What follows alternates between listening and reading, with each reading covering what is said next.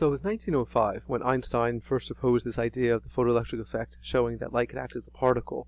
But there more things happened in 1905 than just that. It was June when he published his paper explaining this photoelectric effect, and then again he did win the Nobel Prize for this in 1921. This revolutionary idea that light can be modeled as a particle, but he wasn't done with that. Later on in the year, in July, he published another paper where he proved the existence of atoms. See, up until 1905, there was lots of evidence that atoms existed, but it wasn't until 1905 that it was actually proven. It was proven by Einstein. That's crazy, right? But he wasn't done there. In September of 1905, he published another paper proposing the special theory of relativity. That's sort of things you've heard of before. This is groundbreaking stuff. And he wasn't done. A fourth paper in November published when he proposed mass energy equivalence. You know, E equals mc squared.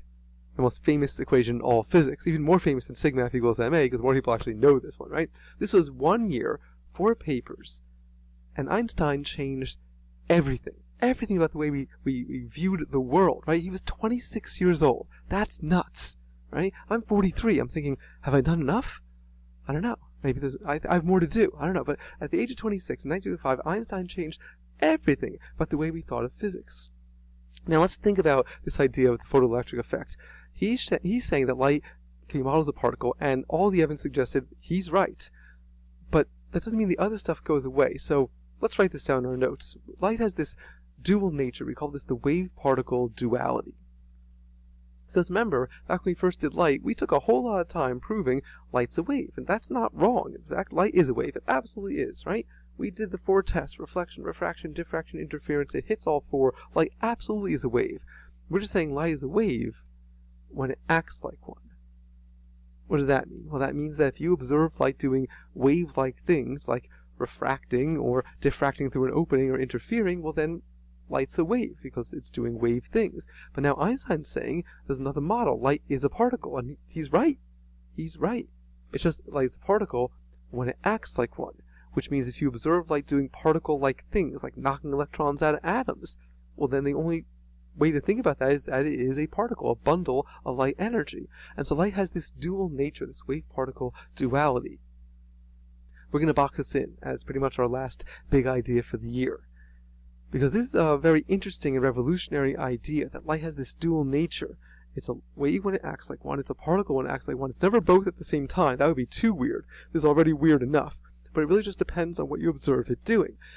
And this was the beginning of what we call quantum physics, which later led to quantum mechanics, which actually is our most successful way of describing the universe. It's all very, very complicated and very abstract and all very strange, but this was the beginning of, like I said, a revolution in physics. Now that light could be either a wave or a particle, a couple of years later, another scientist suggested that maybe matter, which is a particle, can act like a wave.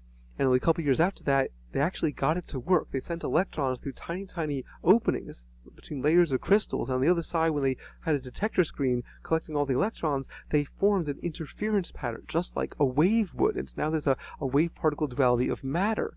So everything in the universe has this dual nature, a wave and a particle, never both at the same time. It just depends on what you observe it doing. This led to all sorts of other weird discoveries and other advances in physics around the same time.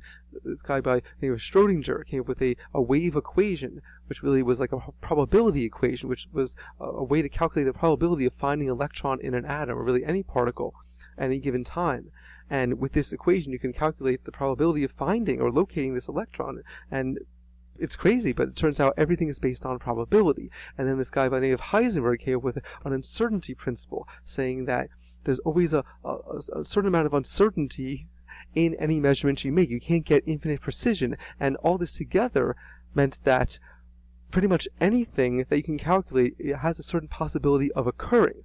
That when you observe something happening, that's the most likely event, but even before you actually make the observation, there's a certain calculatable probability that some other event will happen. And this is the idea of quantum mechanics, and this has led to some of our most major discoveries. And really what I'm trying to get at here is, well, 2 things. One, all these discoveries in the early 1900s and then continuing through the 20th century were very, very strange. It really turned physics on its end and provided a completely new way of thinking about things, but it's very, very exciting.